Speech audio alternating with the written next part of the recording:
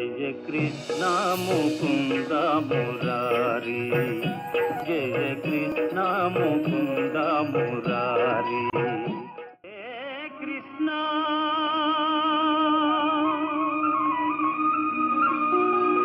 ముకుంద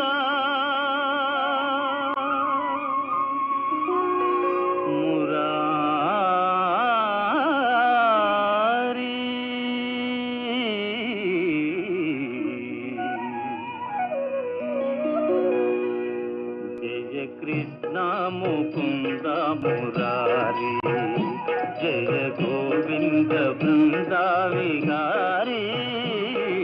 కృష్ణ ముకుంద మురారి.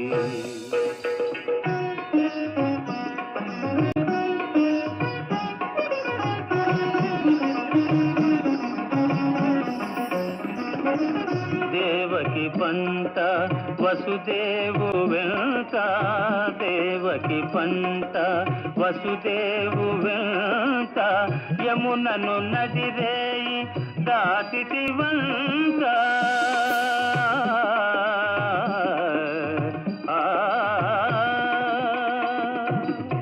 వెలసితి వంట నందుని జింత, వెలసితి వంట నందుని జింత, రేపల్లి ఇల్లాయేనంత. కృష్ణ ముకుంద మురారి, జయ గోవింద బృంద విహారీ. కృష్ణ ముకుంద మురారి. ఉద్దేశ్యం ఏదైనా కావచ్చు, కానీ ఎవరైతే హరిని స్మరిస్తారో వాళ్ళు హరికి ప్రియులవుతారు. ఎవరి అణువణువున దేవుడే నిండి ఉంటాడో అలాంటి వారికంటే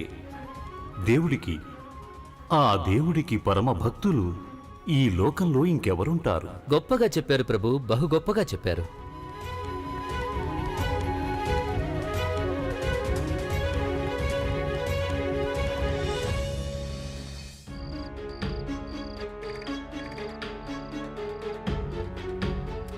కొత్తమ్మ, ఇవాళ నాకు చాలా సంతోషంగా ఉంది.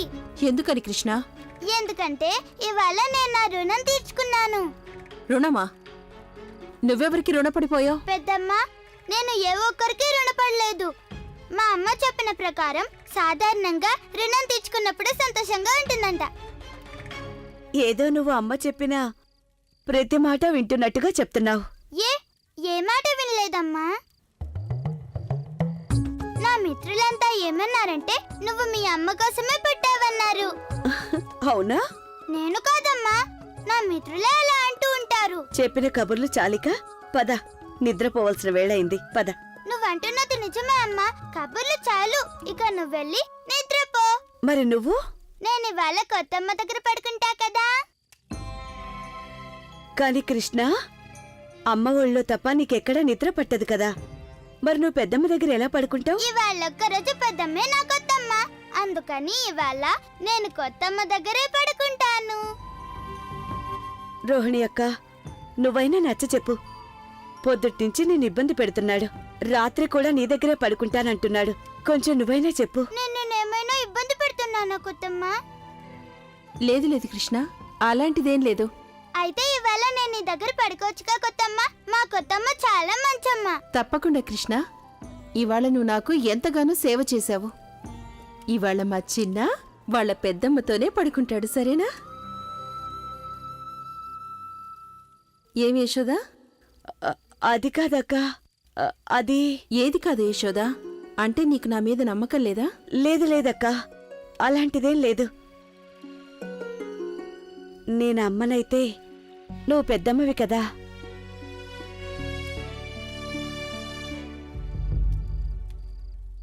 అయితే ఇంకేం, ఇవాళ కృష్ణయ్య వాళ్ళ పెద్దమ్మ దగ్గరే పడుకుంటాడు. అదేగా నాకు కూడా కావాల్సింది. వీడు నాకు ఒంటరిగా దొరకాలనేగా. ఇవాళ రాత్రే నీ జీవితంలో చివరి రాత్రి. కొత్తమ్మ, నువ్వు మళ్ళీ ఆలోచనలో పడ్డావా? పద కొత్తమ్మ, నాకు చాలా నిద్ర వచ్చేస్తుంది.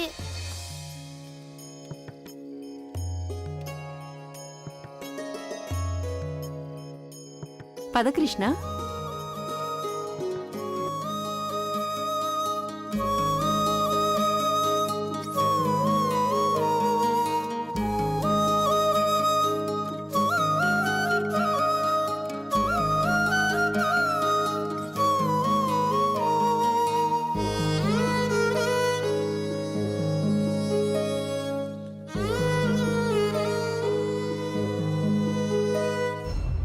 వీల్లేదు దేవకి, నువ్వు నన్ను వదిలి వెళ్ళిపోకూడదు.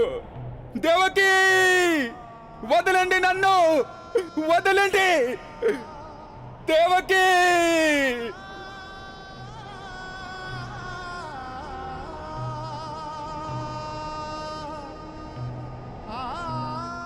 నువ్వే చంపేశావు నా చెల్లెల్ని.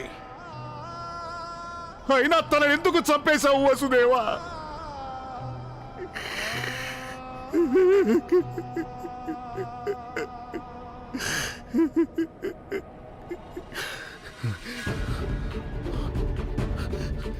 నిజానికి నా చెల్లెలు చేసిన తప్పేమిటి?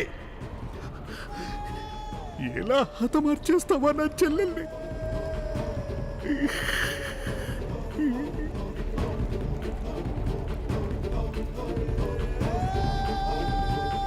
వద్దు కంస, వద్దు.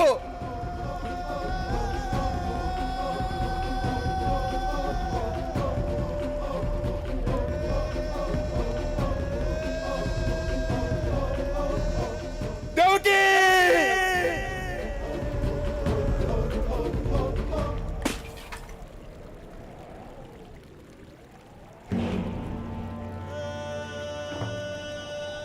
నీ మొండితనం వల్లే నా చెల్లెలు ప్రాణాలు కోల్పోయింది. అందుచేత నా చెల్లెల కోసం విలపించే హక్కు కూడా లేదు నీకు. పాపాత్ముడా, నువ్వే పాపాత్ముడివి. నువ్వు నా చెల్లెలికి అంత్యక్రియలు చేయడానికి వీల్లేదు. వద్దు కంస. పురోహితుడా, వద్దు, వద్దు కంస. నా చెల్లెలు అంతిమ సంస్కారాలు నేనే చేస్తాను. వద్దు కంస, నువ్వు నా సర్వస్వం దోచుకున్నావు. ఇప్పుడు ఒక భర్తగా నా హక్కు నాకు లేకుండా చేయకు కంస. ఆగు కంస, ఆగు.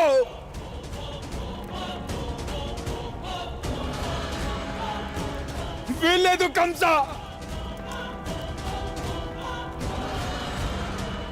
దేవకి,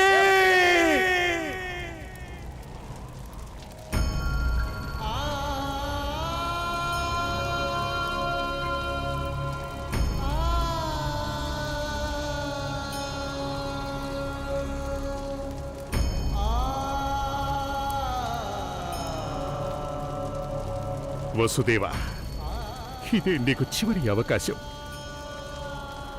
ఇప్పటికైనా నీ పాపాలకి ప్రాయశ్చిత్తం చేసుకో. ఆపగలిగితే ఆపు ఈ అగ్నిజ్వాలని.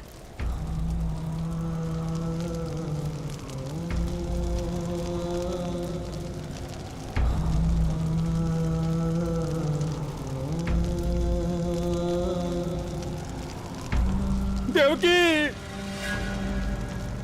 దేవకి,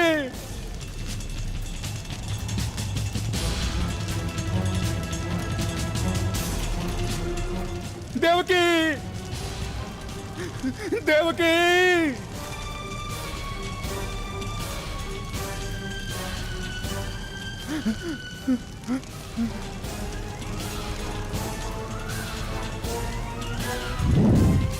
దేవకి,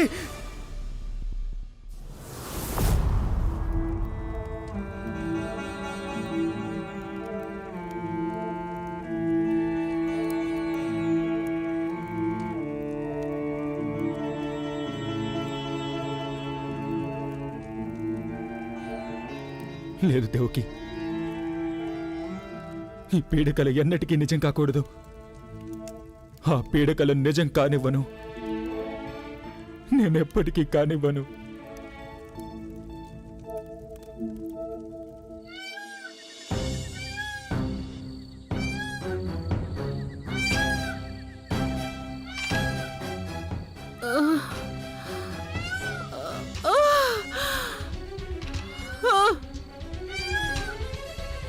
ఓరి భగవంతుడా, దయచేసి నాకెవరైనా సహాయం చేయండి. అక్కడ పోతున్నా ఆ పూతన ఏం చేసిందో తెలియడం లేదు.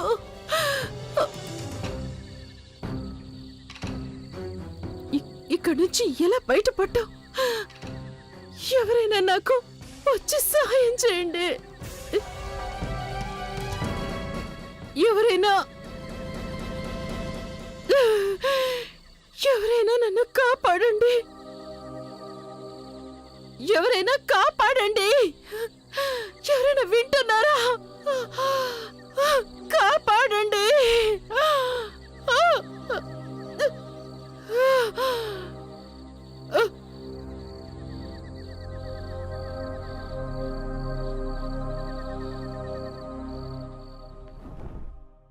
కొత్తమ్మ, నేను మా అమ్మ ఒళ్ళో తలపెట్టుకుంటేనే నిద్ర పడుతుంది. మరి నేను నీ ఒళ్ళో తలపెట్టుకోవచ్చా?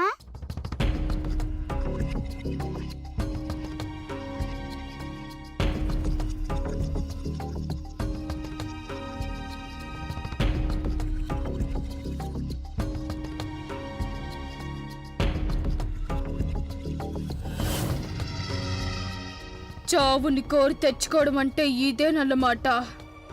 వీడి కోసం నేను 5 ఏళ్లుగా వజ్రపురి రాజ్యం అంతటా వెతుకుతూనే అలసిపోయాను.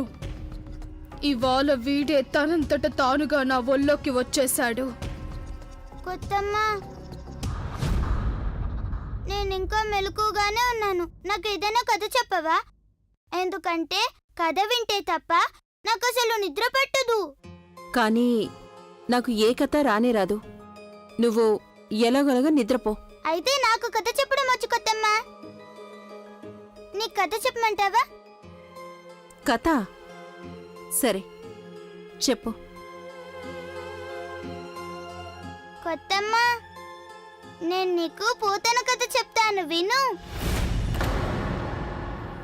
పూతనా? అవును కొత్తమ్మ, ఒకసారి నేను అడవిలోకి వెళ్ళాను. అక్కడ నాకు పూతన కనిపించింది, కానీ పూతనకి నేను కనిపించలేదు. ఆ రోజు నువ్వెలాగో బతికిపోయావు, కానీ ఇవాళ నువ్వు తప్పించుకోలేవు.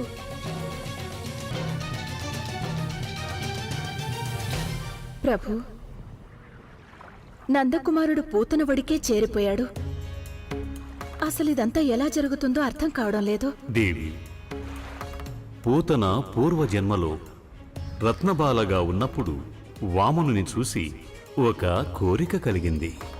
ఆ అందమైన బాలుడిని తన ఒడిలో ఆడించాలనుకుంది.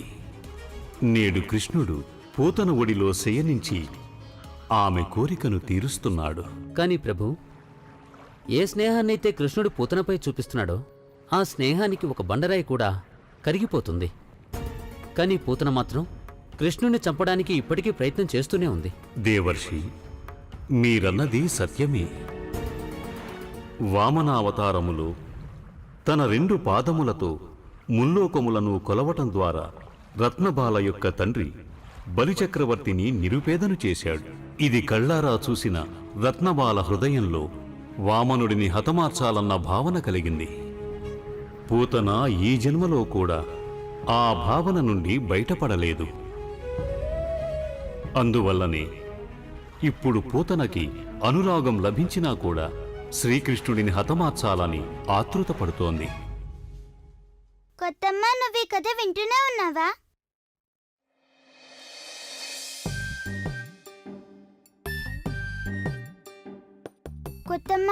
కొత్తమ్మ నిద్రపోయిందే. అమ్మ నిజమే చెప్పింది. ఎవరికైనా కథ వింటుంటేనే నిద్రొస్తుందంట, వినకపోతే రాదంట. అలాగే కొత్తమ్మ నిద్రపోయింది. ఇప్పుడు నేనేం చేయాలి?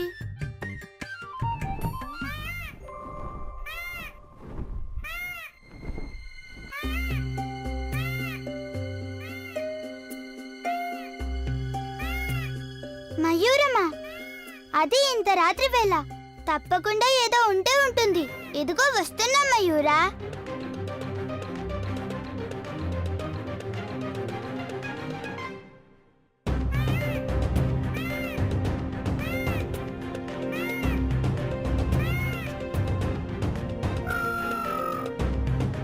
మయూరం, నువ్వింత రాత్రి వేళ ఇక్కడికొచ్చావేం?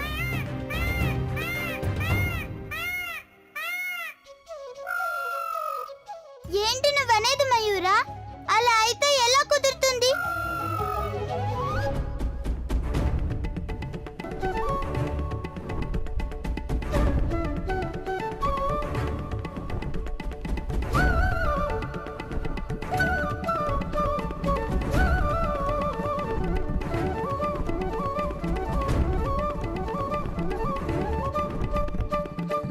మయూర రాజమ్మ, ఇక నా కాళ్ళు లాగేస్తున్నాయి. ఇప్పటికైనా మనం ఎక్కడికి వెళ్తున్నామో చెప్పొచ్చు కదా. మయూర చూడు, ఇప్పటికే మనం చాలా దూరం వచ్చేసాం. మా అమ్మకి నా మీద ఎంతో కోపం వస్తుంది. నీకు తెలీదుగా, అమ్మని ఒప్పించడం చాలా కష్టమైన పని. ఆవిడ నన్నంత దూరం ఎందుకు వెళ్ళావని అడుగుతుంది. నీదేం పోయింది మయూరా? నువ్వుండేది అడవిలో కదా, అందుకనే మీ అమ్మ నిన్ను ఏమీ అడగదు. కానీ నేనేమో మా అమ్మ అడిగే ప్రశ్నలకు సమాధానం చెప్పాలిగా. లేదంటే అమ్మ తన కొంగుకి నన్ను కట్టేసుకుంటుంది, లేదంటే నాతో మాట్లాడదు. వద్దులే మయూర మిత్రమా, ఇప్పటికే నేను నీతో చాలా దూరం వచ్చేసాను. నా మాట విను. నువ్వు మీ ఇంటికి వెళ్ళిపో, నేనేమో మా ఇంటికి వెళ్తాను.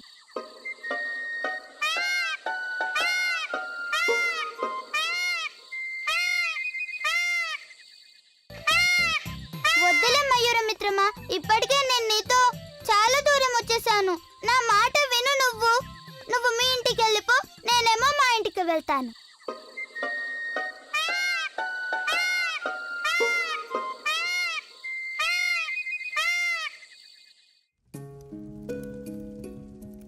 దేవకి, నిన్ను కలిసిన తర్వాత నా జీవితానికి ఒక అర్థం దొరికింది.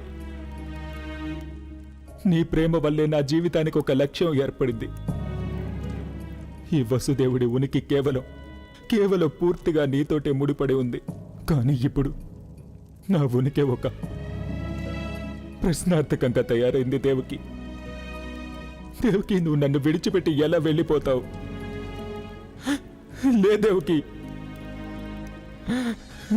నువ్వు నన్ను విడిచిపెట్టి వెళ్ళడానికి వీల్లేదు. దేవకి, లే దేవకి, దేవకి.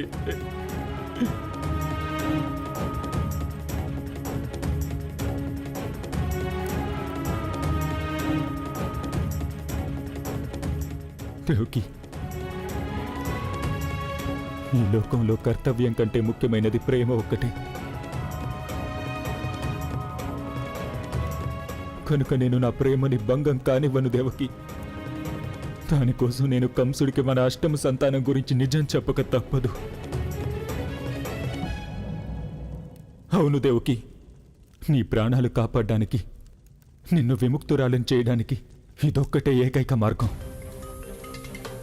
ఇక నేను ఈ మార్గాన్ని అవలంబిస్తాను దేవకి. ఏ నిజాన్నైతే నేను ఇన్నేళ్లుగా నా మనసులో దాచుకున్నానో, ఏ నిజాన్ని నేను నీకు చెప్పకుండా ఉంచానో, ఇప్పుడు ఆ నిజాన్నే నేను కంసునికి చెప్పడానికి వెళ్తున్నాను దేవకి. అయినా ఇంత రాత్రి వేళ మయూరా నిన్నెక్కడికి తీసుకెళ్ళింది అని అడిగితే నేను మా అమ్మకి ఏం సమాధానం చెప్పాను? ఆవిడకు చాలా కోపం వచ్చేస్తుంది. కనుక ఈ మయూరం నన్ను ఎక్కడికి తీసుకెళ్లదలిచిందో తెలియాలంటే నేనిప్పుడు ఈ మయూరం వెనక వెళ్ళక తప్పదు కదా. అది నా కోసం కాదు, అమ్మ అడిగే ప్రశ్నలకి సమాధానం చెప్పడానికైనా రావాలి. మయూర మిత్రమా, నువ్వు నన్ను ఎక్కడికి తీసుకెళ్తే నేను అక్కడికే వచ్చేస్తాను. ఆలస్యం చేయకు, పదా.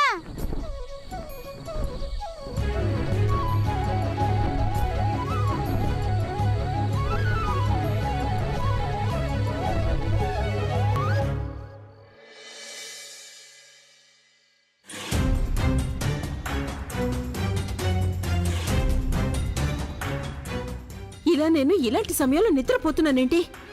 ఆ దేవకికి అష్టమ సంతానం పుట్టినప్పుడు కూడా ఇలాగే నిద్రపోయాను నేను.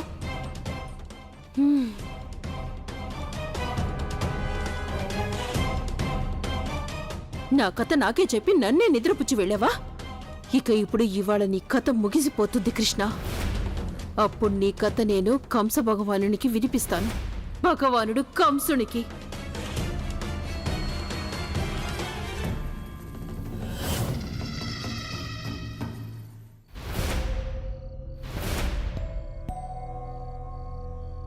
వాడిక్కడ కూడా లేడే. ఆ యశోద దగ్గర నిద్రపోయి ఉంటాడేమో.